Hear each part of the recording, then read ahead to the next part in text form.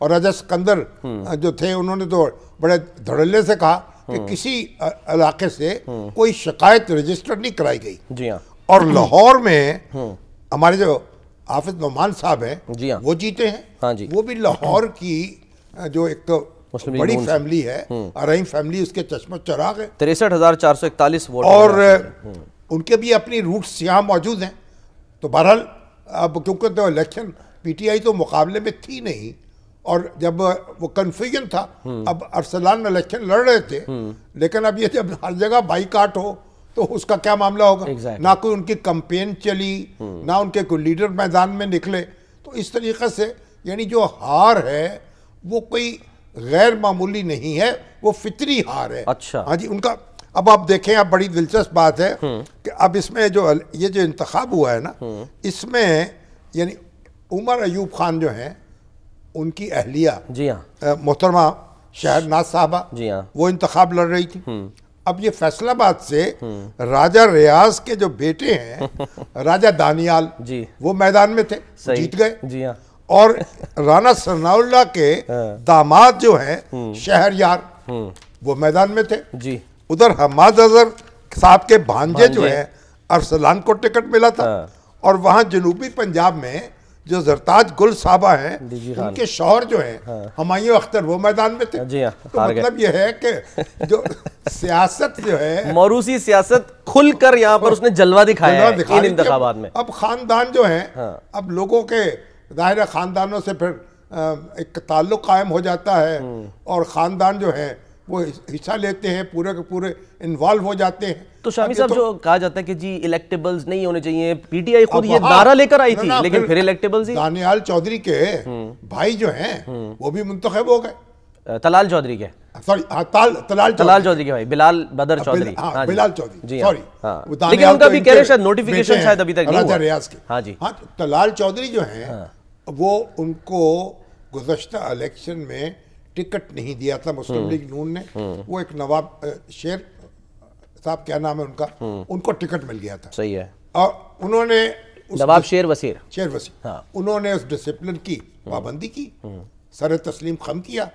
उसका नतीजा ये हुआ कि उनको फिर सेनेट का टिकट मिला, वजारत भी मिली, और आप भाई जो हैं उनको भी टिकट मिल गया। और वो जो शेर वसीर साहब हैं वो इंडिपेंडेंट खड़े हो गए, आजाद, उन्होंने मुस्लिम लीग का डिसिप्लिन तोड़ दिया। हाँ जी। ये जो थे तलाल चौधरी, इन्होंने अपनी पार्टी के फैसले पे सर तस्लीम खम कर दिया सर। और उन्होंने मजे की बात, और वो हार गए। जी हाँ, इलेक्शन तो हार गए, लेकिन वोट उन्होंने जो है ना वो फिर भी ठीक ठाक ले लिया। ठीक है, हाँ जी। जाहिर है वो एक अपनी जगह उनकी शख्सी एक हैसियत तो है, लेकिन मतलब ये है कि तलाल चौधरी जो हैं उन्होंने अपनी जमात के डिसिप्लिन की पाबंदी करके बहुत कुछ माशाल्लाह यानी एक फतूहात हासिल कर ली हैं। अब वजारत, लेकिन सर ज़िमनी इलेक्शन में उन्होंने डिसिप्लिन की खिलाफ वर्जी की है। ज़िमनी इलेक्शन में खिलाफ वर्जी की, वो इलेक्शन कमीशन ने जो उनको बुलाया भी था वो गए नहीं वहाँ पे। इलेक्शन की खिलाफ वर्जी है ना। हाँ जी, ज़ाब्ता अखलाक की, ज़ाब्ता अखलाक की, उसमें तो हमारे सुहेल अफरीदी साहब को भी नोटिस है, राना सनाउल्लाह साहब को भी नोटिस है, हाँ जी शायद, और वो हमारे हुज़ैफा जो हैं उन्होंने तो माफी मांग ली, वो भी थे, उनको भी नोटिस है। कह रहे मैं तो एक कॉन्सर्ट में गया था, तो फिर भी वो भी वहाँ सरगर्म थे। अब ये है कि इलेक्शन कमीशन जो है किसी जुर्माना किया उसने 50,000 रुपए, अब वो जुर्माना कर दे या माफ कर दे उसकी मर्जी है। लेकिन ये सब लोगों को, ये जो वज़ीर कराम हैं और वजीर आला हैं, उनको चाहिए ये तो ज़ाब्ता अखलाक जो है उसकी पाबंदी करें। और सुहेल अफरीदी साहब ने तो बयान दिया कि देखिए मरियम नवाज जो है उनको नोटिस जारी नहीं हुआ, वो भी इलेक्शन कैंपेन में हिस्सा ले रही थी, तो हमारी अज़मा बुखारी है वो मैदान में आ गई। उन्होंने कहा भाई कोई, उन्होंने ना किसी इंतखाबी जलसे से खिताब किया, ना किसी यानी तरक्याती स्कीम का ऐलान किया, और ना कहीं दौरा किया। तो इसलिए सोहेल अपने अफरीदी साहब जो हैं वो अपने मालूमात को दुरुस्त कर, ये कोई मतलब ये कोई नई बात तो नहीं है। तो ये सबको पता होता है कि ज़ाब्ता अखलाक क्या है, तो ये क्यों खिलाफ वर्जी करते हैं? आप वजीर आला हैं, आप वजीर हैं, आप मुशीर हैं, आपको इस पाबंदी करनी चाहिए। आप क्यों खिलाफ वर्जी करते हैं? और फिर उससे यानी सियासत जो है उस पर क्यों आप एक दाग लगाते हैं अपनी पे? तो बहरहाल अब इलेक्शन कमीशन जो है उसने तो दावा कर दिया धड़ल्ले से कि हमने तो सबके साथ यकसा सलूक किया है, जिसने खिलाफ वर्जी की है उसको जो उसकी सजा दी है, नोटिस जारी किया है, या माफी मांगेंगे वो या सजा मिलेगी, जो भी होगा। बहरहाल तो अब देखिए ये जो ज़िमनी इंतखाब है ना, एक तो इसमें होता ये है कि ज़िमनी इंतखाब से हुकूमत तो बदलनी नहीं होती, टर्नआउट भी कम होता है, टर्नआउट कम होता है। लोग समझते हैं हुकूमत तो मौजूद है, वो जीत जाएगी या हार भी जाए तो हुकूमत तो वहीं की वहीं रहेगी। सही है। ये नशिस्तें जो खाली हुई हैं, मोस्टली ये नशिस्तें पीटीआई के लोगों की थी, तो अगर पीटीआई वहां से जीत भी जाती तो कोई मसला नहीं था हुकूमत के लिए। मसला नहीं था। आप देखें कि अब ये कहा जा रहा है, बल्कि अगर नंबर गेम की बात करें तो हुकूमत को सादा अक्सरियत तो मिल गई है, सादा हुकूमत को नहीं, मुस्लिम लीग नून, सॉरी हाँ, मुस्लिम लीग नून। इससे क्या मुराद है शामी साहब की, यानी अगर सादा अक्सरियत मिल गई है तो कौमी असम्बली में वो पीपल्स पार्टी की मरहून मन्नत नहीं रही।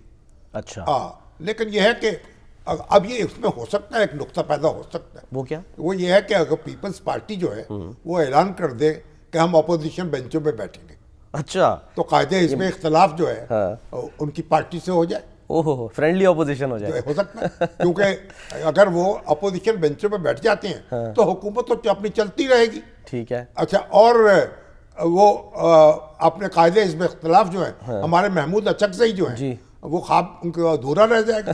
और हमारे जो या सादिक साहब हैं, उन्होंने कहा भाई जब तक अदालत में से दरख्वास्त वापस नहीं लेंगे, सही है, उमर अयूब जो उन्होंने दायर कर रखी है अपनी यानी नाअहली के खिलाफ, और या फिर अदालत को डिसमिस नहीं करेगी तो वो लीडर ऑफ दी अपोजिशन का फैसला नहीं करेंगे। सही है। लेकिन यह है कि अगर एक दूसरा क्लेमेंट आ गया तो हो सकता है वो फैसला कर दे उसके हक। अच्छा, तो अब ये भी हो सकता है। तरामीम का क्या होगा? लेकिन ये है नहीं, तरामीम के लिए तो अपोजिशन भी ताउन कर सकती है, उसमें तो कोई बात नहीं है 2/3 के लिए। मगर हुकूमत जो है बाहर फिर भी पीपल्स पार्टी की जरूरत उनको सेनेट में रहेगी।